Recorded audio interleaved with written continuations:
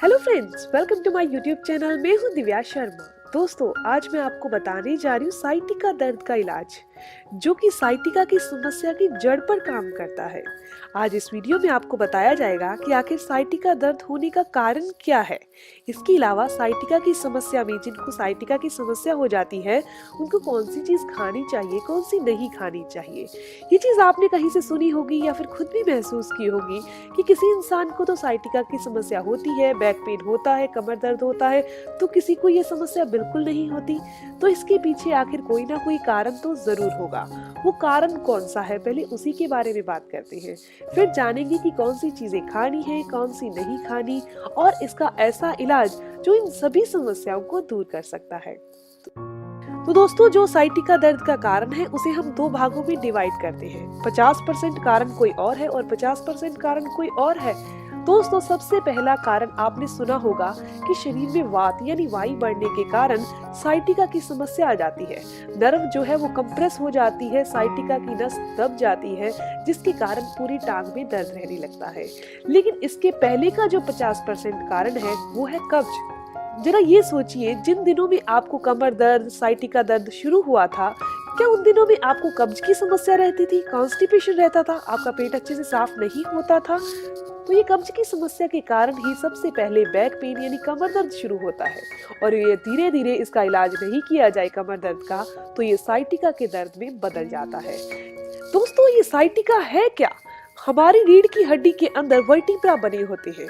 नीचे वाले वर्टिब्रा में L1, L2, L3, L4, L5, इसमें अगर कोई भी प्रॉब्लम आ जाए, इन वर्टिब्रास में कोई भी प्रॉब्लम आ जाए, तो हमें कमर दर्द शुरू हो जाता है। लेकिन L5 के बाद आता है S1। अगर ये S1 वाली नस दब जाए, S1 का मतलब है साइटिका नर्व, और अगर ये दब जाए तो पूरी टांग में दर्द रहने लगता है। खून और ऑक्सीजन की सप्लाई यहाँ अच्छे से नहीं हो पाती, जिसके कारण चलने फिरने में दिक्कत आती है, चेयर से खड़े होने में समस्या आती है। आप चेयर से खड़े होते तो एकदम से सीधा नहीं हो सकते, आपको ऐसे लगता है आपको बैंड होके खड़ा होना पड़ेगा। फिर धीरे धीरे आपके शरीर में खून का सर्कुलेशन चलेगा, टांग में ब्लड जाएगा, फिर धीरे धीरे आप चल सकेंगे, वो भी बहुत पेनफुल तरीके से। तो दोस्तों, आज जो मैं आपको इलाज बताने जा रही हूँ वो इस साइटिका की समस्या की जड़ पर काम करता है, यानी कि पूरे तरीके से इलाज करेगा। सबसे पहले इस इलाज को भी अपने 3 भागों में डिवाइड कर।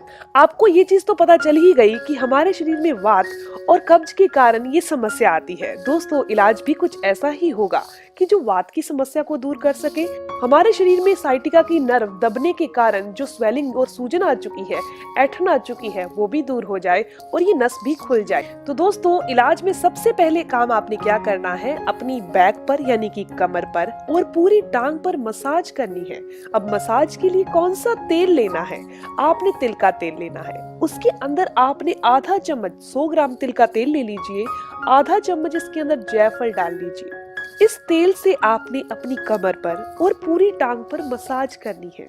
अगर हो सके तो मसाज के बाद आप अपनी बॉडी को स्टीम जरूर दें, और स्पेशली बैक यानी कमर को स्टीम जरूर दें, ताकि वहां आई ऐंठन और जकड़न दूर हो जाए, खिंचाव जो आ रहा है नसों में वो दूर हो जाए, ताकि वहां की जो नर्व्स हैं और मसल्स हैं वो रिलैक्स हो जाएं, लचीली हो जाएं।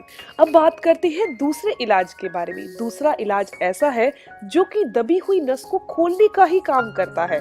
ये बहुत ही सटीक है।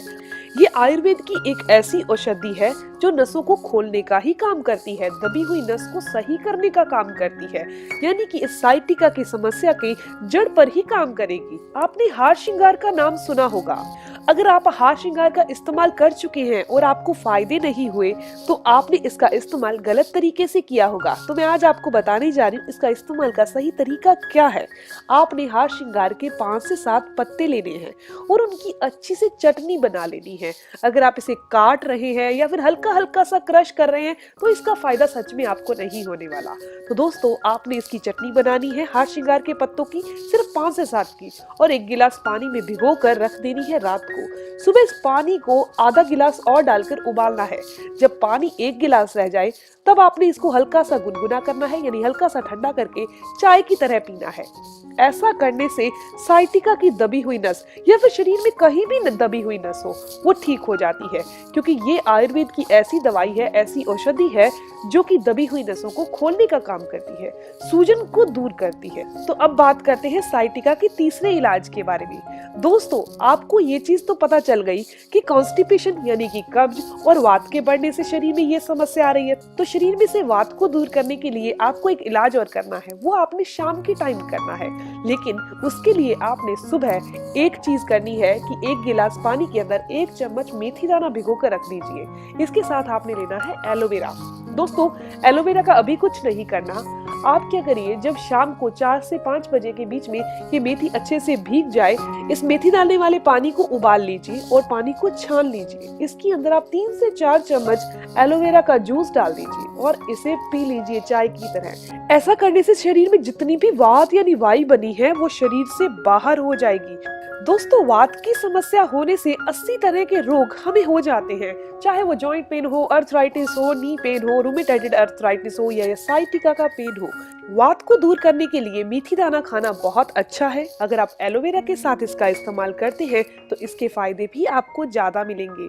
दोस्तों, वात के रोगों को ठीक करना चाहते हो तो अपना खाने वाला तेल यानी कुकिंग ऑयल पर ध्यान रखना बहुत जरूरी है, नहीं तो ये वात से होने वाली समस्याएं कभी भी ठीक नहीं हो सकती। तो कुकिंग ऑयल यानी कि खाना पकाने में जो तेल इस्तेमाल किया जा रहा है वो हमेशा ही सरसों के तेल का ही इस्तेमाल कीजिए।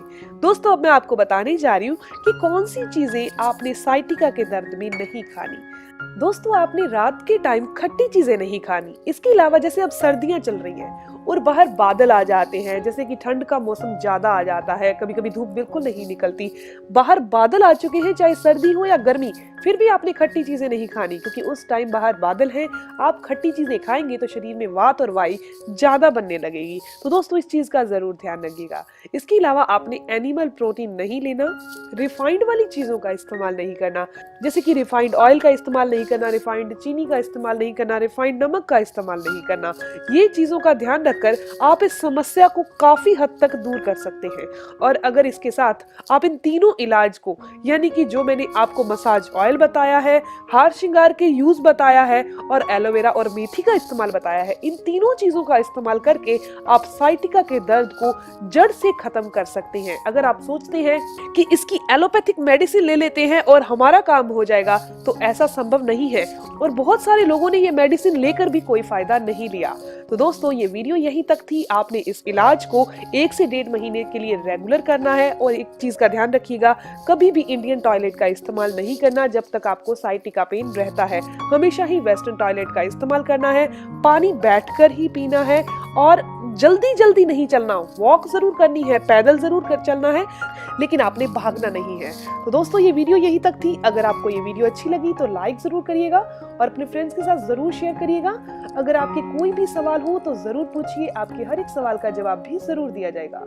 मिलते हैं दोस्तों नेक्स्ट वीडियो में, तब तक के लिए stay healthy, always be happy. Thank you for watching my video. Okay.